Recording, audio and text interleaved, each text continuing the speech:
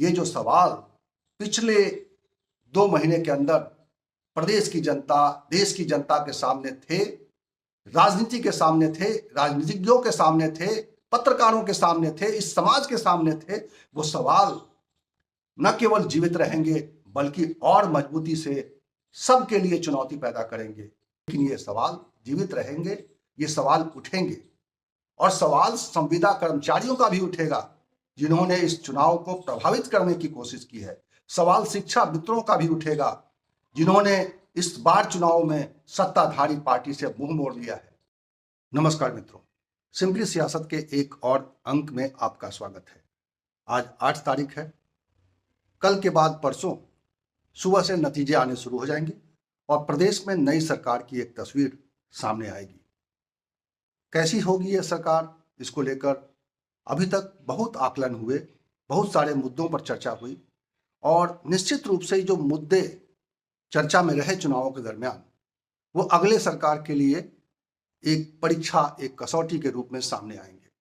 और इस वीडियो में मैं उन्हीं सवालों पर चर्चा करने वाला हूं कि जो नई सरकार बनेगी, जो भी बनेगी, जो एग्जिट पोल आ रहे हैं उसके हिसाब से बनेगी या फिर जैसी चर्चा चल रही थी सोशल मीडिया पर, या हम लोग भी जिस तरह की चर्चा कर रहे थे कि बदलाव की बयार है और बदली हुई सरकार आएगी। सरकार जो भी आए उसकी चुनौतियां जो होंगी, उसको एक इस चुनाव के दौरान मंथन उस पर हो चुका है। उन सवालों को एक बार फिर दोहराने की जरूरत है जिन सवालों पर पिछले 2 महीने में बहुत मंथन हुआ। सभी पार्टियों ने चुनाव में अलग अलग मुद्दे बनाए, अलग अलग मुद्दों पर चुनाव हुआ, लेकिन कुछ ऐसे मुद्दे थे जो जनता के मुद्दे थे, जो जनता के सवाल थे। उन सवालों पर चर्चा आगे भी होगी और वो सवाल आगे आने वाली सरकारों के लिए एक प्रश्न के रूप में उनके शासन के सामने रहेगा। और अगर उन सवालों पर उस सरकार की संजीदगी नहीं दिखाई दी तो आलोचना होगी। मैं उन सवालों पर चर्चा करूं उससे पहले मैं आपसे अनुरोध करना चाहता हूं कि आपने अगर अभी तक हमारा ये चैनल सब्सक्राइब नहीं किया है तो प्लीज इसे सब्सक्राइब कर लीजिए। आपका सब्सक्रिप्शन, आपकी ताकत ही मेरी ताकत है और इसी ताकत की बदौलत हम सच कहने का साहस जुटा पाते हैं। चुनाव प्रक्रिया शुरू होते ही ये धारणा लगभग साफ हो चुकी थी कि उत्तर प्रदेश में ये चुनाव 2 ध्रुवीय है। एग्जिट पोल ने कम से कम इस आकलन को सही ठहराया है। एग्जिट पोल के बाकी आकलन सही होंगे नहीं होंगे इस वक्त कुछ कहना ठीक नहीं है, मुनासिब नहीं है, क्योंकि ये सवाल बार बार सभी लोगों के मन में आ रहा है कि जो जमीन पर समस्याएं थी, जो लोगों के बीच में चर्चा थी, जो लोगों की बात थी, क्या अगर वो बात सही थी, अगर वो सवाल सही थे, अगर वो पीड़ा सही थी, तो क्या ये नतीजा जो एग्जिट पोल दिखा रहा है वो सही है? और जब तक 10 तारीख को नतीजे नहीं आ जाएंगे उस सवाल का जवाब मिलना मुश्किल ही है। तो उन सवालों पर हम चर्चा किए बगैर इस सवाल पर आए कि इस चुनाव ने एक सामाजिक मंथन के तौर पर जिन सवालों को खड़ा किया है, जो सवाल अभी की सत्ता के सामने हैं और जो सवाल आने वाली सत्ता के सामने होंगे, वो सवाल क्या है? और वो सवाल निश्चित रूप से सबसे बड़ा सवाल सामाजिक समरसता का है, क्योंकि हो सकता है ये एक बड़ा वर्ग नहीं, लेकिन एक ऐसे वर्ग की चिंता रही है कि समाज में समरसता को कहीं न कहीं नुकसान पहुंचाया गया है। और इस वक्त जो सत्ताधारी पार्टी है उसने एक ऐसी राजनीति करने की कोशिश की है जिसमें सभी वर्गों को समान अधिकार न रहे, सभी वर्गों का समान कह सकते हैं कि आवाज न रहे। और ये चुनाव में बहुत बड़ा मुद्दा बना। जो इस वक्त की सत्ताधारी पार्टी है उसने जो राजनीति की उसके ऊपर यह सवाल रहा कि क्या उसने सभी वर्गों के लिए एक साथ एक तरीके से विचार किया। उसका नारा था सबका साथ, सबका विकास और सबका विश्वास, लेकिन क्या वो सबका विश्वास हासिल कर पाई? ये सवाल इस चुनाव में बहुत गंभीर चर्चा का विषय रहा। और निश्चित रूप से आने वाली सरकार, चाहे जो सरकार भी होगी, उसके सामने ये प्रश्न रहेगा कि क्या वो सभी वर्गों को एक साथ लेकर चलने की कोशिश कर रही है।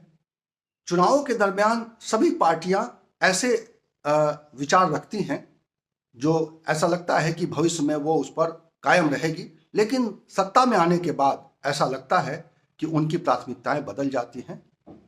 और इस चुनाव में भी ये दिखाई दिया, 2017 में जो वादा था उन वादों पर उस तरह से अमल नहीं हुआ जिस तरीके से होना चाहिए था। और इसीलिए ये सवाल बार बार इन चुनावों के दरमियान उठा कि क्या सभी वर्गों को एक समान अधिकार दिए जा रहे हैं, एक समान आवाज मिल रही है।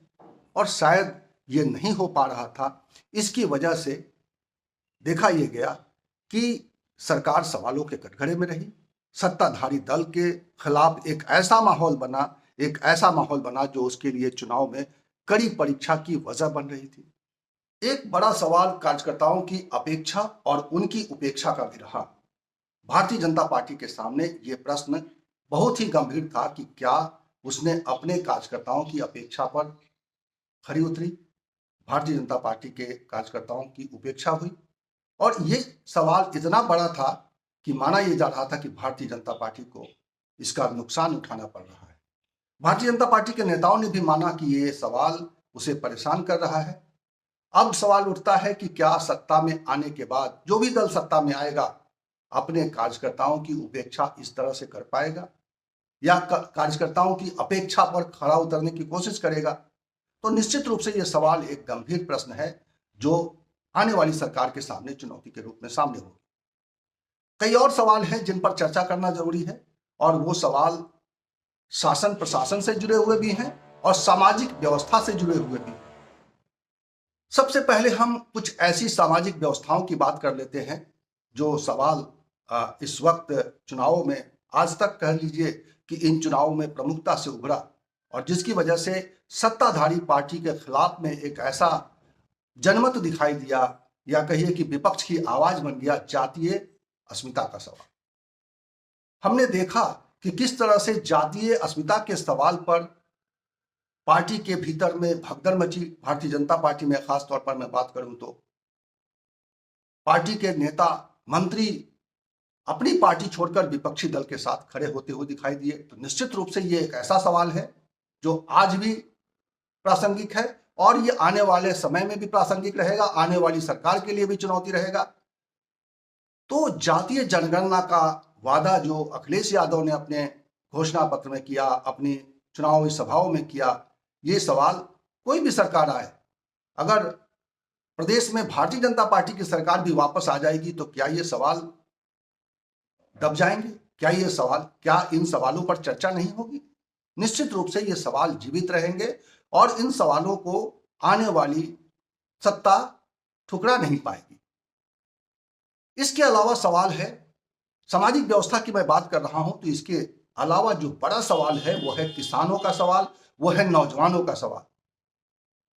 किसानों ने भी इस पूरे चुनाव में अगर देखा जाए तो एक ऐसा माहौल खड़ा किया, एक ऐसा चुनावी तस्वीर पेश की जिससे भारतीय जनता पार्टी के सामने संकट खड़ा हुआ।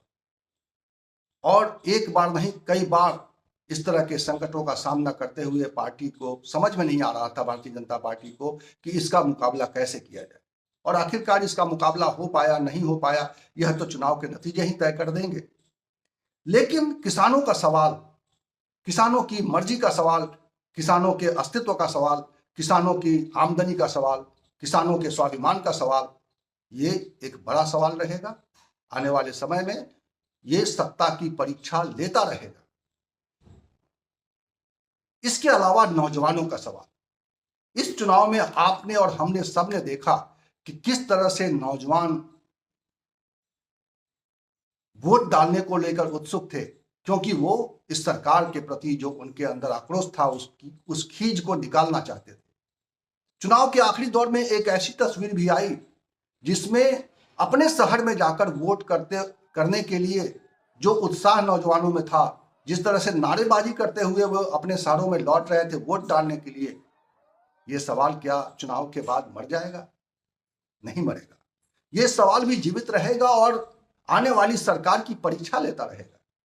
ये ऐसे सवाल हैं जो आने वाली सरकार के लिए चुनौती बनी रहेगी, चाहे कोई भी सरकार है, भारतीय जनता पार्टी की आए या समाजवादी पार्टी की आए। ये एक बड़ी चुनौती सत्ताधारी पार्टी के सामने होगी, 10 मार्च के बाद बनने वाली सरकार की होगी। इसके अलावा इस बार के चुनाव में हमने और आपने देखा कि सरकारी कर्मचारियों में पुरानी पेंशन को लेकर किस तरह का एक धारणा बनी, किस तरह से उनकी मांग को एक ताकत मिली। भले ही उनकी इस मांग को समाजवादी पार्टी ने आवाज दी, जिसकी वजह से समाजवादी पार्टी के पक्ष में पलड़ा भारी होता हुआ दिखाई दिया। अगर आने वाली सरकार इस मुद्दे पर मौन साध लेगी, चाहे कोई भी हो, समाजवादी पार्टी जिसने ये वादा किया है या फिर भारतीय जनता पार्टी जिसने ये वादा नहीं किया है, लेकिन ये सवाल जीवित रहेंगे, ये सवाल उठेंगे। और सवाल संविदा कर्मचारियों का भी उठेगा जिन्होंने इस चुनाव को प्रभावित करने की कोशिश की है। सवाल शिक्षा मित्रों का भी उठेगा जिन्होंने इस बार चुनाव में सत्ताधारी पार्टी से मुंह मोड़ लिया है, जिन्होंने इस सत्ताधारी पार्टी को सबक सिखाने के लिए वोट किया है, क्योंकि उनसे वादा किया गया था। पिछली सरकार में उनसे एक वादा था, जो वादा आखिर तक पूरा नहीं हुआ। तो ये सवाल जीवित रहेंगे और सत्ता के लिए चुनौती बने रहेंगे। चुनावों के दौरान हमने देखा कि किस तरह से गांव गिराव में विकास की चर्चा रही, कि विकास उनके गांव तक नहीं पहुंचा। लोगों की अपेक्षा थी, जिस तरह से 2017 में माहौल बनाया गया, जिस तरह से वादों को जमीन पर एक ऐसे रूप में रखा गया कि ये वादे ऐसे हैं जो पत्थर की लकीर पर लिखे हैं, और देखा यह गया, असलियत ये है कि गांवों तक विकास पहुंचा नहीं। गांवों की सड़क अभी भी जर्जर दिखाई दी। और ये चुनाव के दरमियान न जाने कितने सोशल मीडिया के पत्रकारों ने देखा, दिखाया, लोगों से बात की, लोगों से समझने की कोशिश की, लोगों ने बताया। ये गांवों की समस्या को क्या आने वाली सरकार नजरअंदाज कर पाएगी? क्या गांवों में जो आवारा पशुओं की समस्या है, इसको कोई भी सरकार इनकार कर पाएगी? शायद नहीं। और ये अच्छी बात है कि अभी जो मौजूदा नेतृत्व है और केंद्रीय नेतृत्व, यहां तक कि प्रधानमंत्री ने चर्चा की कि आवारा पशुओं का जो समस्या है वो उनकी समझ में आ गया है और इसके लिए वो कुछ करने वाले हैं। निश्चित रूप से अपेक्षा उनसे भी रहेगी। 2024 का चुनाव में उनको भी सामना करना है। तो ये जो मुद्दे गांव गिराव तक पहुंचे, ये जो मुद्दे गांव गांव तक मंथन करते रहे, ये मुद्दे समाप्त होने वाले नहीं हैं। ये अगले सत्ताधारी पार्टी की परीक्षा लेने वाले, चाहे सत्ता किसी की हो। और आखिर में कुछ सवाल मैं शासन और प्रशासन से जुड़े हुए रखना चाहूंगा। शासन प्रशासन से लोगों की अपेक्षा यह होती है कि कानून व्यवस्था पटरी पर है। कानून व्यवस्था प्रचार में सिर्फ न दिखे कि कानून व्यवस्था संतुलित है, नियंत्रित है, पटरी पर है, बल्कि सचमुच पटरी पर दिखाई दे। घटनाएं दुर्घटनाएं होती हैं, अपराध होते रहेंगे, लेकिन क्या इंसाफ उनकी चौखट पे पहुंच पाता है? क्या इंसाफ के लिए उनके सामने सरकारें प्रयास करती हैं और सही दिशा में प्रयास करती हुई दिखाई देती हैं?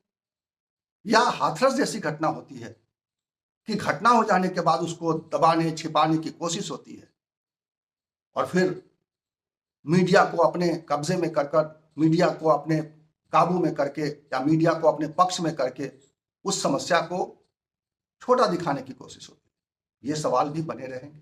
कानून व्यवस्था के सवाल पर,